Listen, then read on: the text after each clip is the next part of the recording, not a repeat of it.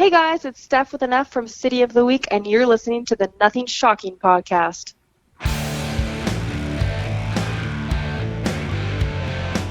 Want to know what's going on in the world of music? Then tune in to the Nothing Shocking podcast, a non-genre based, all ages friendly rock and roll program. Join us weekly for interviews with all your favorite rock stars from the mainstream to the underground. You can find us at nothingshocking.libsyn.com or anywhere you download podcasts.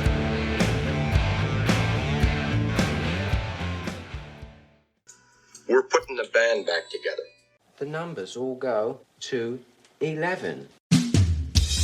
I'm talking about bands that rock. Led Zeppelin. What about Sabbath?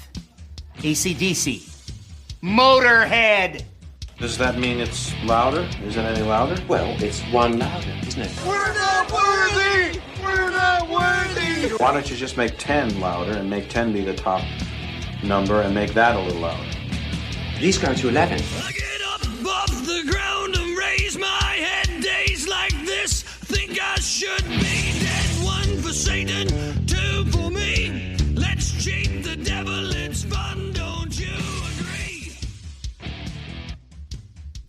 Welcome to the Nothing Shocking podcast. I'm your co-host, Jeff Untied, and with me in Dog Bowl Studios is Coach Nez. You can find the Nothing Shocking podcast on Libsyn or any podcatchers. Like our Facebook page or follow us on Twitter at NoShockPod. You can also find the Nothing Shocking podcast on Rock Rage Radio every Sunday morning at 7 a.m. Central Time. Our sponsor is Ragged Records, located in downtown Rock Island, Illinois, and downtown Davenport, Iowa. We would like to thank the Hong Kong Sleepover for allowing us to use their music for our intro and bumper ending. Tonight's guest is Stef with an F from the band City of the Week. Yeah, right now they're in process of touring the month of July. Yeah, I think they're coming to Rock Island next week. I think July 19th or something like that, or somewhere around there. They're also going to be touring during the month of October, if memory serves me right? They had one full-length album, Pulling Teeth, in 2018, and a couple of new singles, United Hate Division. Oh, yeah. Check them out. That's right, yeah. Hey, let's get to that interview, all right? All right, good night. Good night.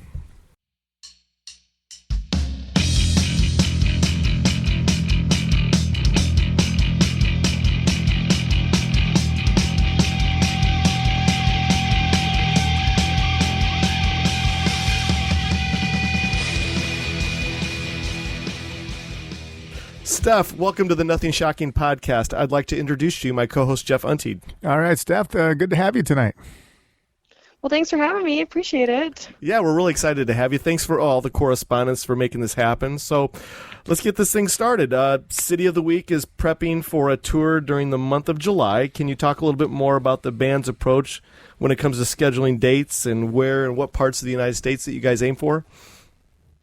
Yeah, so we're originally from the Midwest, so obviously that's kind of our hot spot, and we try to hit there as most of the year as we can. Mm-hmm. But now I live in Arizona, so we kind of just go based on what like festival offers we get or anything major, and then we kind of route around that. Oh, very good. City of the Week will be performing at the Skylark in Rock Island, Illinois, our hometown.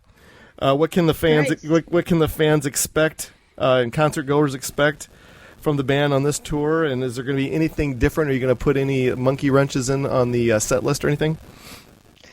Yeah, so we're thinking about playing a new song this run because, it's been our last record came out 2018. I'm embarrassed to say we haven't released a record since then. We have a single. We've had a few singles since then, but no full records. So I think it's time that we throw in a new one since we have so much unreleased material. And yeah, maybe we'll bring a panda with us again. And we always try and mix up for every tour a different set list. We just did play, I think it was Rock Island, Village Theater. Where's that at? Village Theater, Moline, Illinois? You're over in Davenport, Iowa. Davenport, Iowa. Okay. Yep. And so we just played sort of that area. You know, lots of the same areas within like an hour or two that we did last tour in February. So we want to always mix it up because we do see a lot of familiar faces, and we have to always kind of keep people on their toes. So, you never know what you're going to get. Oh, very good. Jeff, you got the next one? Well, yeah, for some of our listeners that might not know, can you tell us about the origins of City of the Week? Yeah, so when I was 17, I moved to Minneapolis from Montana. I've lived a lot of places. So I moved to Minneapolis and I started attending a music school called McNally Music. And I just wanted to play music all the time. So I kind of just talked to everybody and was like, who's crazy enough to start jamming with me and then get in an SUV and start driving around the country. And literally, like, it's not like we were so dumb when we started. Like, looking back now with everything that I know, like, we were completely clueless. I didn't even know like what an EP was or all these bands that are like famous. I'm from Montana, and so I didn't really like. Obviously, I had music there. Like, it's not like we're pioneers or anything, but it's just more limited back then in the 90s. And just having, like, one radio station. And my parents didn't listen to music. I mean, not at all. So I kind of made music when I wanted to hear it. And Nice. I kind of got music from, like, my band class and just what I wrote. And then the random CDs I find at the Walmart clearance section. So, like we were really just dumb. We just kind of got in a friend's SUV and started just touring and driving around and like playing random ass little bars. And we obviously became who we are now and have shared the stage with Ozzy Osbourne and Avenged Sevenfold and played some of the major festivals on the main stage and charted on radio, which is really crazy, like seeing all that and knowing all that, and then going back to our very, very humble origins of hobos stealing our shoes and being broken down on the side of the road and having 6 people in an SUV, or one time we had 9 people in a minivan. There wasn't even enough seats, so we had somebody sit on a bucket the whole time. That's cool. So yeah, it was rough, but we're in a better place now, and you always have to appreciate those times. Absolutely. Well, the band will be also planning another tour in October. What is the preferred methodology for you and the rest of the band? Do you prefer doing those 1 month, 30-day, you're out on the road, or how does the methodology of touring, I guess the preference for you, the rest of the band, do you prefer doing it the short amount of time, or do you like getting in a bus and doing it for the long haul? How does it work for you and the rest of the band? That's tough. We've done both.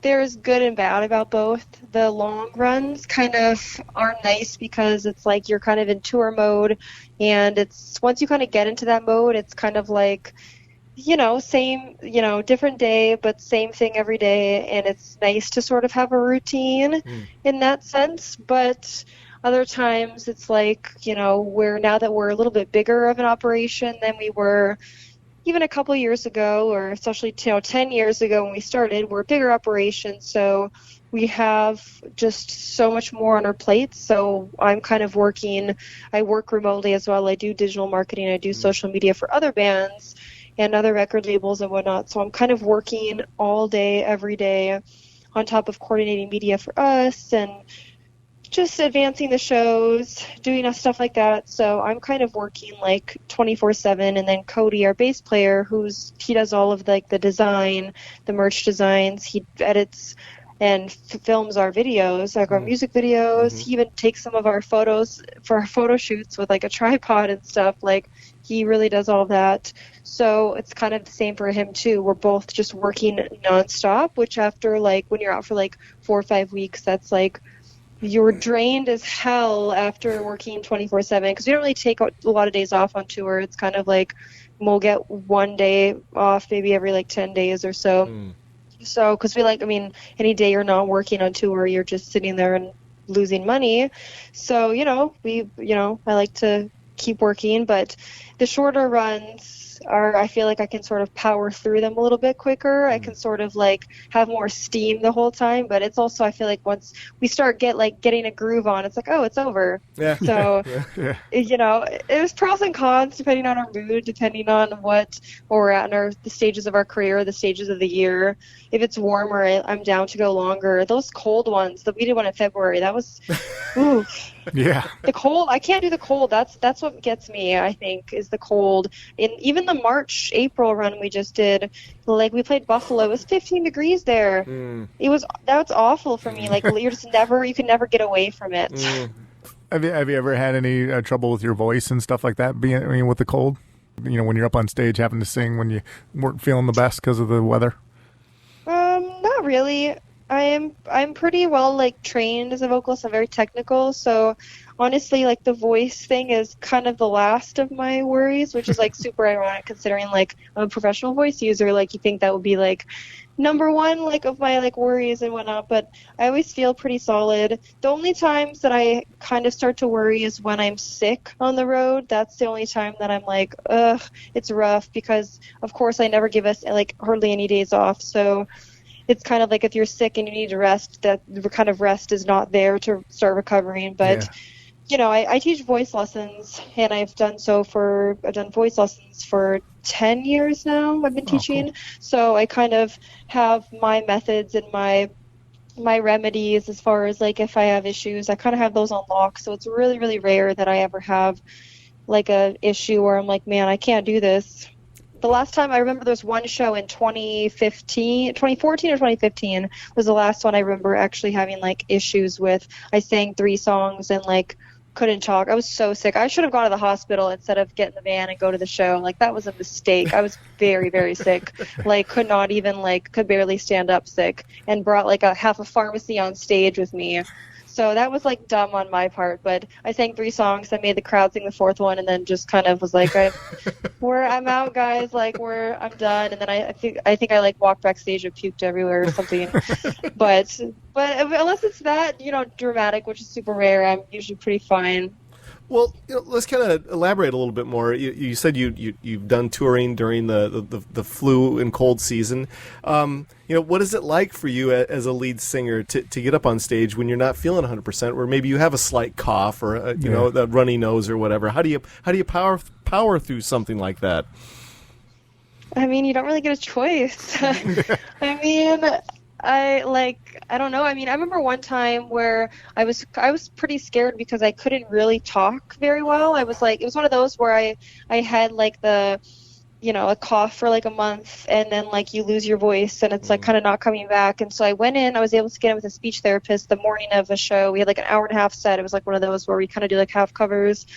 And it was a big market, and I really did not want to cancel because it's a big chunk of our pay for that month. So I went into the speech therapist and was hey, I can barely talk, and I have a show tonight. What the hell do I do?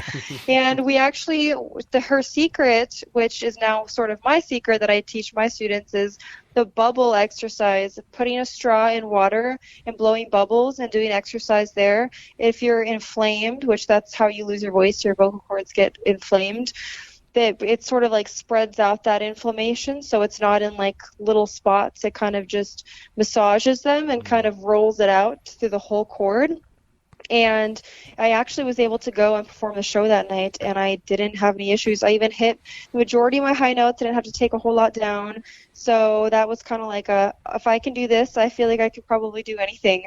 But obviously it's never a good feeling to go on stage and know that you're not your best, know that you're not, especially with someone who is very into every aspect of the voice. I know when I'm not my best, but I always have to remember that other people probably don't notice. Yeah. So I just have to remind myself that, or just really have to go crazy, distract people with karate moves, or do a kick jump. That's how I did it growing up when I was in high school, very early days. Whenever I was man, I don't know if I know this song super well, I'm really nervous, I'd kind of just go crazy, and people loved it. So that's always a move too. Oh, very good. Yeah, I think I read online that you guys were in the studio working on a new album, or were you guys getting ready to? Do you have more songs in the can that you're working on? Yeah, so we have an EP that's basically ready to release. I just have to do vocal tracking for a song. We have to we track in Los Angeles or Las Vegas, depending who we're tracking with, and we have just that last song to track.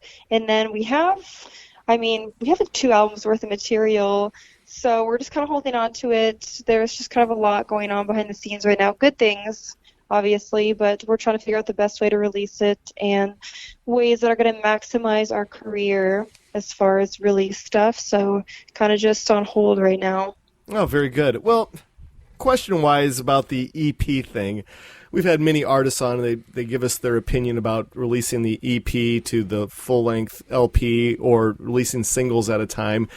You know, we're now in the world of technology where many artists are releasing singles every other week or all the time or however it works.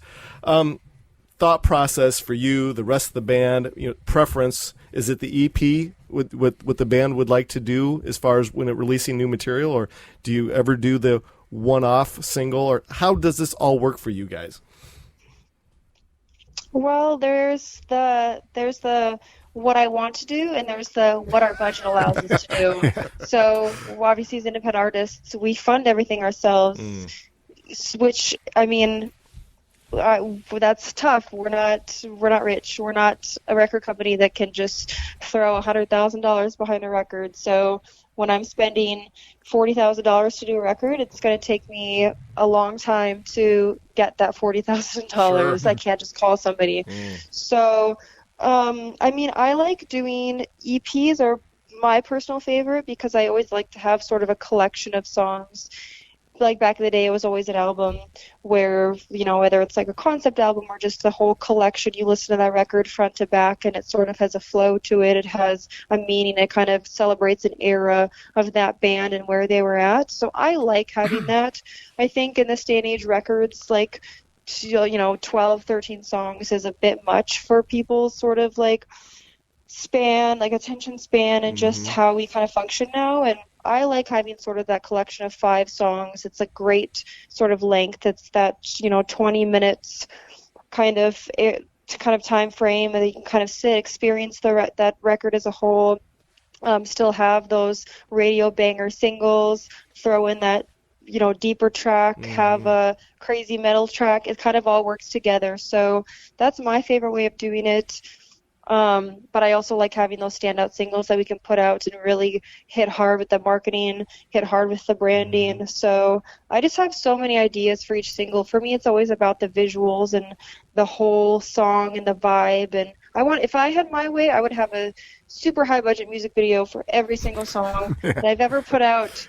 But, you have to make choices and sort of find ways to get around that, and not able to have that budget to make everything just 1,000%, but it's cool that I'm able to pull it together to even just a few of them. So, and thinking back, we have about 13 music videos now, which for a band with people who are late 20s, that's still kind of a lot, considering we've done the majority of them ourselves.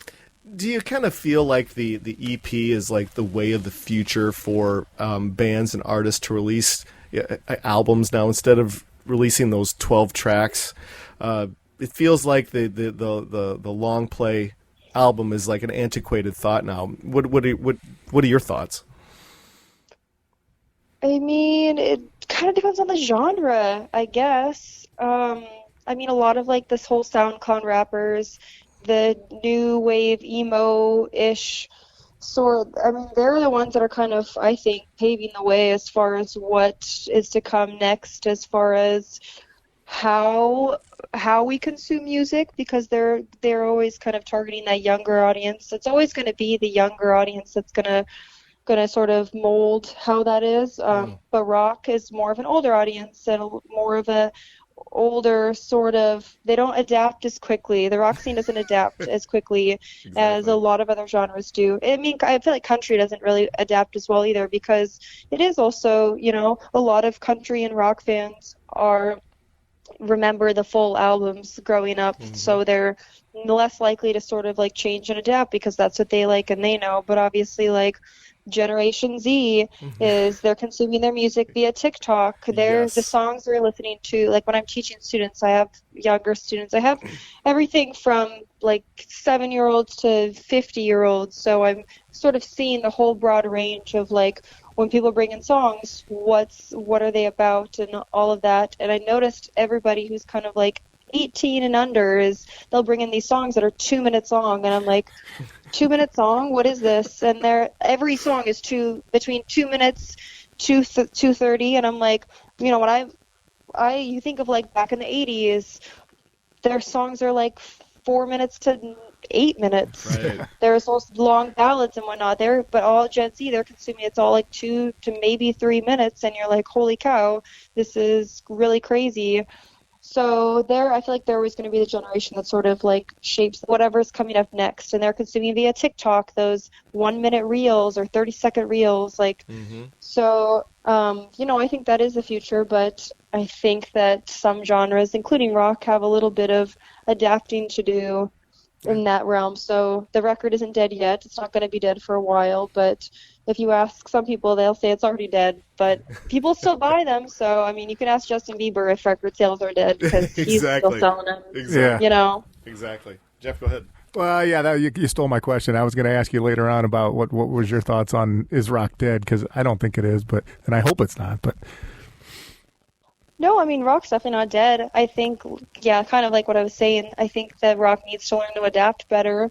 I think that's going to be a part of, like, you know, obviously as your crowd and the people who like that genre get older, we have to sort of be bringing in the new generation with it. And I think that there's just certain ways that we can be adapting and sort of appealing to the younger generation. I mean, think of like back in like the 80s, 70s or 80s, like I'm sure like people's parents were like, you know, Led Zeppelin or like Guns N' Roses, that's trash or whatever. Yeah. And then that was like the cool thing for like teenagers and like young adults. And now like those people are all grown up and that's like their thing. But it's like, think of like what's that for like teenagers today, and how do we get them still involved in like rock and roll? It's cool to see like the emo sort of revivals coming back. That's cool. I think that's a good way to sort of like get the more younger generation in, but you know, music comes in cycles, so I'm curious to see what comes next. Well, don't you think though that possibly that the rock fanatics out there were kind of the demise of rock and roll with the rock and roll snobbery, that we draw lines in the sands of bands that we like and bands that we don't like, and we have wars about it. You know, what is your thoughts on that pretentious rock and roll snobbery thing that I felt like has been maybe the cause of rock and roll taking a step back?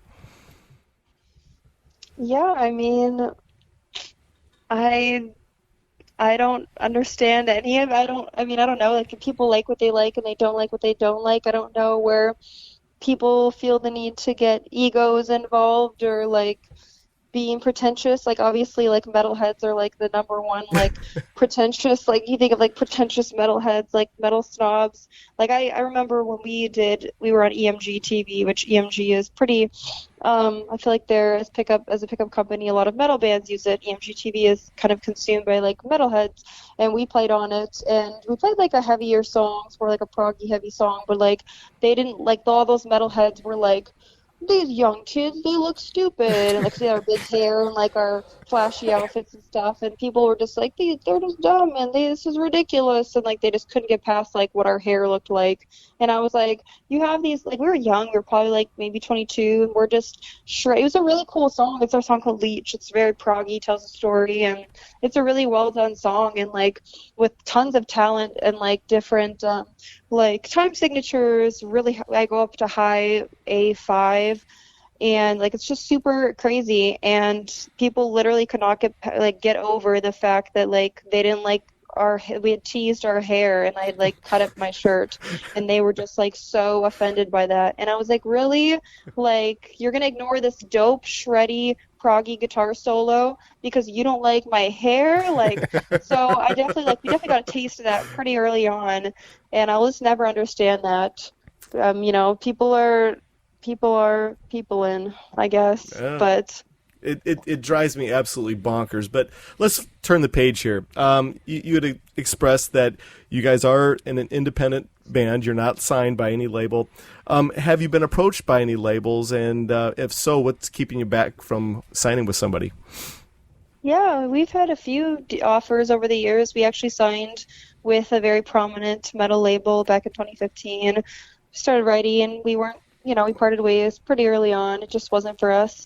When you're signing to a label, it's a you have to think of it as a partnership, and if it's not the right partnership, it's like dating almost. Like, obviously you're probably not married to the first person that you date when you're 14 or whatever, you know. So you kind of have to go find the right partnership. And for us specifically, we've been approached for years and years. We probably got, I want to say, like 8 or 9 offers, I guess. And, I mean, only a couple being, like, very prominent labels, but I think of, like, what do we need and what's going to benefit us, and so that's always kind of my approach, like, what are you guys going to bring to the table for us that we can't outsource ourselves? How's it going to benefit you and us, and kind of going through that, and if the benefits don't outweigh, like, the, you know, anything else, what's the point? And also, you know, as an artist, the more leverage you have, the bigger we are as an operation, the more leverage we have, the better our deals are. I mean, our deals the offers have even gotten better throughout the years. So it's like, you know, why don't I just keep plugging away? We know artists that were extremely prominent before they got signed, and their record deals are just insane. They had tons of money, and it's a great cut for them. But we know other bands, a lot of bands signed too early, and then their deals are tragic, and they'll never make money, and they'll never get out of it. And we've all seen, there's a few labels that I'm sure they're popping in your head right now that have been nothing but lawsuit after lawsuit, and bands going to court saying we sold 5 million records and we got $5,000. Yeah, like, I'm not letting my career get trapped in that. I mean, we might not be as successful as some bands on record labels, but a lot of bands who are very successful end up getting their career just like slaughtered because they can't get off this deal, and a label can hold your music and never put it out. JoJo, do you remember JoJo? Yes, she was a big one too. Yep. It was Def Jam. I can't remember exactly maybe it wasn't Def Jam. I don't want to slander a label that I don't know. I can't remember what label it was. But she had signed and she was doing super well, and then some personal issue or whatever it was, they chose not to release her music, and took her maybe like 10 years to get off the label before she could even put a single out. And then, you know, obviously she's back now, but she's not at the level she was when she was like 15 putting out music. They literally threw a wrench in her career when she could have been probably as big as like Ariana Grande or Miley Cyrus. I mean, you know, like, I don't want someone throwing a wrench in my career too early on, because that can be just the death of a really great career. So I'd rather put it in my own hands and build it up, and then find someone who actually, you know, wants to work together in a way that's suitable for both of us. Well said. Yeah. You alluded to the band makes your own videos and stuff like that, and I think you said you have 13. What's been your favorite part of making the music videos, and what's been your least favorite? The least favorite is definitely filming. It is people just have no idea what goes on behind the scenes while filming. Like, we come up with this really great content. Like, once it comes out, it's like, wow, like, to us, like, it's cinematic, it looks great. But while we're there filming, it literally just feels so, like, every single video we've ever done has been like, this is not going to turn out. This is, what the fuck were we thinking? Can I swear on here? Oh, yes. Yeah. You're good. Okay, you know, it's like, what the fuck are we thinking? Especially like Suffer Like Me is when I think of. I'm literally, like, we were trying to film at this lake, and we didn't realize that this lake was hiking access only. So we have like this like massive like floaties and boats, and like we're all this camera gear that we have to like hike up this 2-mile hill, and it's like 100 degrees, it's humid, it's awful, and we get up there, and the lake was like frickin' 10 degrees, and I'm like laying sort of perched up on this weird rock, having to look like I'm floating, and the camera guy is trying to like get above me as I'm like pretend drowning, and I'm like, my eyelashes are falling off, and I'm like stressed out, and my feet can't touch the bottom. It's just a mess. Like, it literally, you just feel, as you're filming, you just feel like a mess, and you're like, this looks like shit, and this is never going to work out. And especially if you're dealing with like other people, like, you know, anyone else coming, there's always people who like get sick the day of, or like are 2 hours late, or their drone is broken, or like anything. We had a drone guy back out literally like the morning of his shoot one time, and it's like a 4.5 hour drive, and like it was just like, things never go well for the shoot, but my proudest, biggest moments have all been watching that final cutback and just seeing the cinematic quality and seeing that whole vision that you never thought would actually happen come to life on the screen. And it's like you feel that feeling that matched with the music, and it's like nothing beats that feeling. It's like, and then showing it out, like kind of getting out to the world, and they have no idea of our struggles and behind the scenes till we show them, but they're experiencing that whole feeling and that vibe all together. It's like that is the best feeling in the world. Oh, so cool. But I'm going to switch a little bit gears on you here. How has the band's songwriting evolved with these new tracks opposed to the band's albums, I guess maybe the first EP that you released? Do you feel as though that on a songwriting level you guys have really evolved and matured? Absolutely. You can hear it from the albums that we've done, the singles, even the covers. You can sort of hear like the musicality change. So the cool thing about us is I like that we've always kind of stuck with that. We've always had a very groovy bass line. We're not just like a standard rock band. There's always sort of that underlying groove a little bit. Mm-hmm. And then we kind of have like the little like riffy guitars.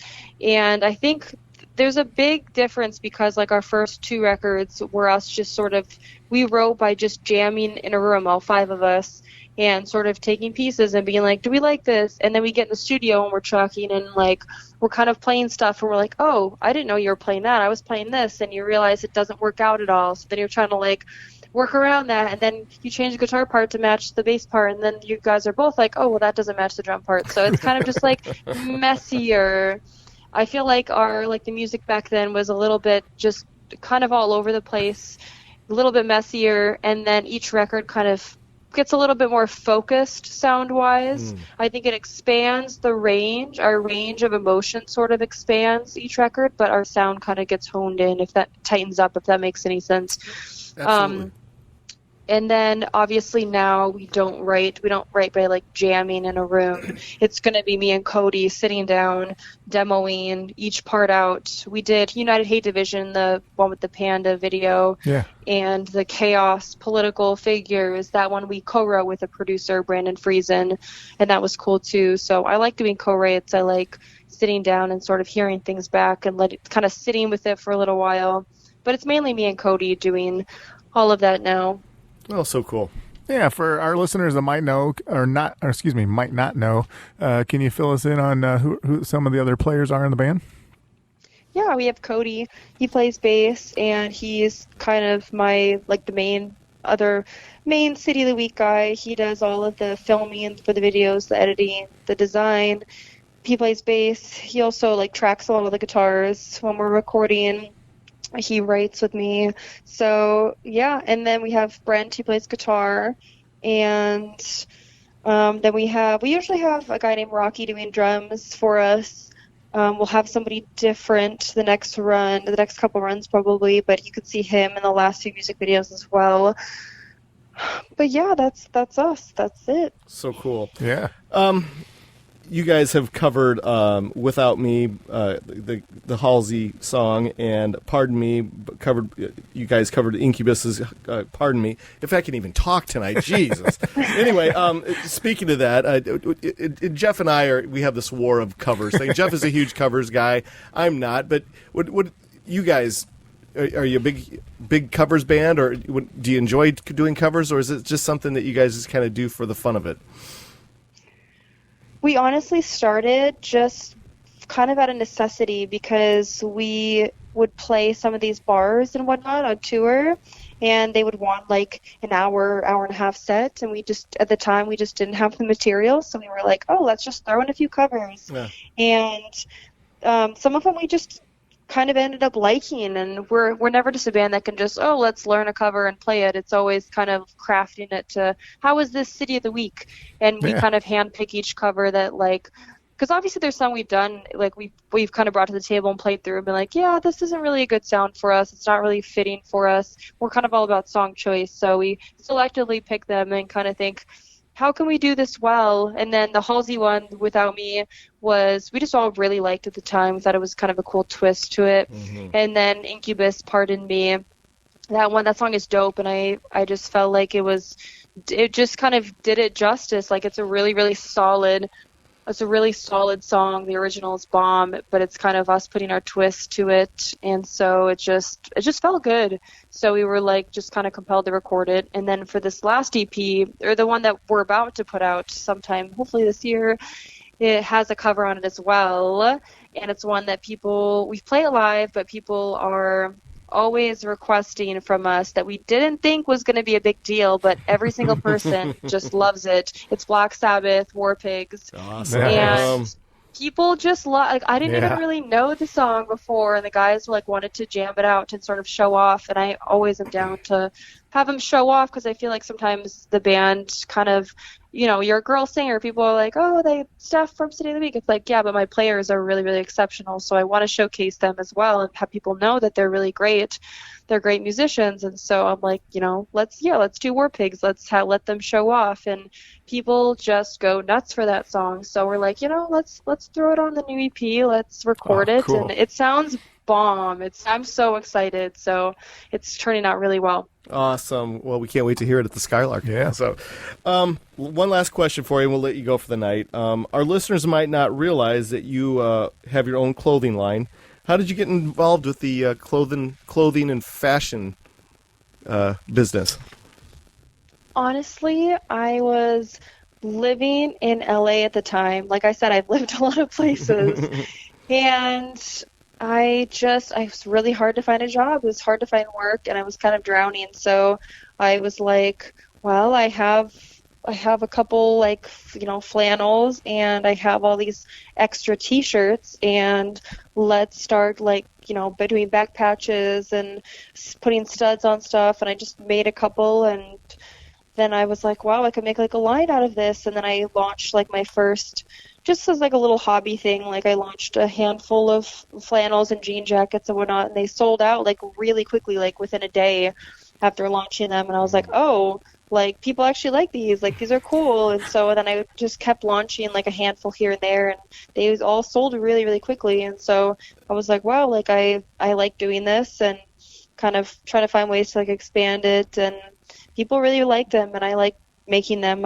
It's just another creative outlet for me to sort of connect with people, and now I've had custom orders come in, and it's cool to see people wearing your stuff and send you messages where pictures I played this show tonight and I wore this, or my kid is wearing it for this, and I don't know, it's cool. It's just another outlet to be creative, and I wish I had more time for it, though. It's hard to run a few different businesses, but that's one I definitely want to get more into and keep pumping out those clothes. Oh, so cool. Nice. Well, we've run out of our allotted time for this evening. Is there anything that you would like to cover that we did not plug or promote tonight? That's it. Oh, that's all I got. Fantastic. Well, this is how it's going to work. We have about 4 weeks worth of material that we're going to release before yours, so we're looking at about a month. Jeff, the editing wizard over here, will get it all cleaned up for us, and once it's available, I'll send it to you immediately. Sound good? Yeah, sounds like a plan. Thank you so much. Thank you. You're fantastic. Thanks so much for having me. I appreciate it. Absolutely. I'll be in touch with you in about 4 weeks. Sound good? All right. Talk to you soon. Take care. Good night. All right. Bye. Bye-bye.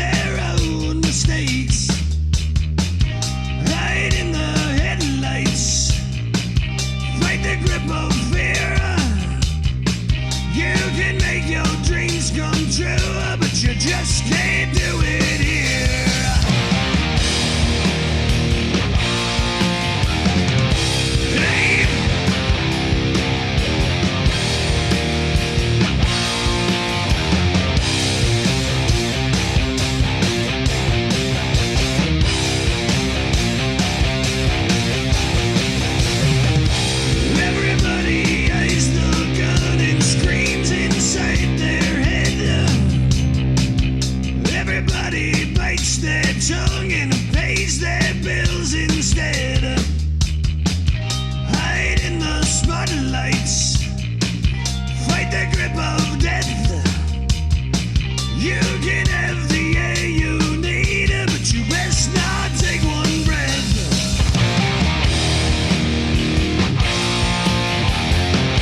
Hey.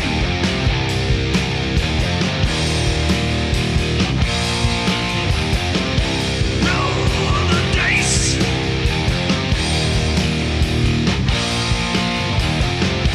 Take your chances.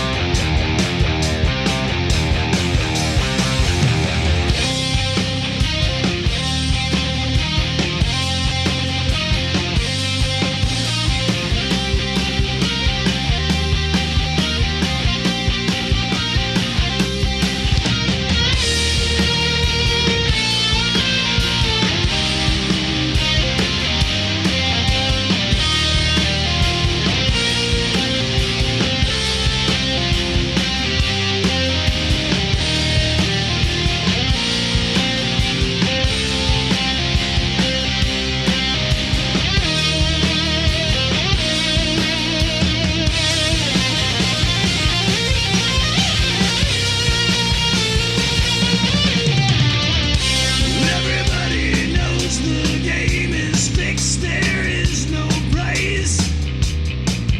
Everybody pulls the plug and says their last goodbyes. Move to the sunshine, fight the grip of nights. If they ever take from you, then you plug out both their eyes.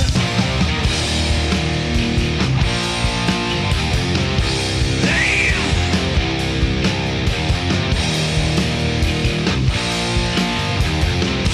Roll the dice.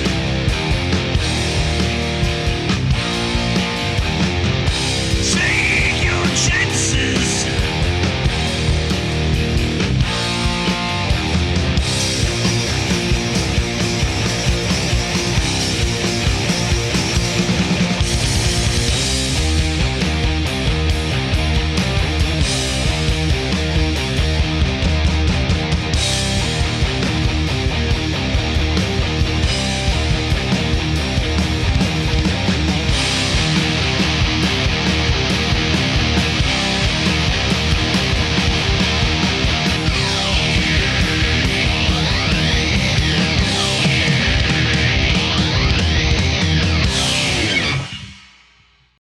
Welcome to the night. You think you know Night Demon? Then the Night Demon Heavy Metal Podcast is for you. Step into the darkness as we peel back the curtain to give you an unprecedented, all-access look into the mind and the heart of the demon. We're talking band history, song analysis, studio anecdotes, stories from the road. It's everything a diehard Night Demon fan could want and more. This is the only place to learn the inside scoop, the deep dive trivia, the untold tales from the band members themselves and those closest to the Night Demon story. Need more? The Sacred Night Demon Crypt will be pried open to reveal demo recordings that have never before seen the light of day, all with in-depth commentary by the band and the people who were there for the writing and recording process. This is a gold mine, a treasure trove of all things Night Demon. Head over to nightdemon.net or wherever you listen to podcasts.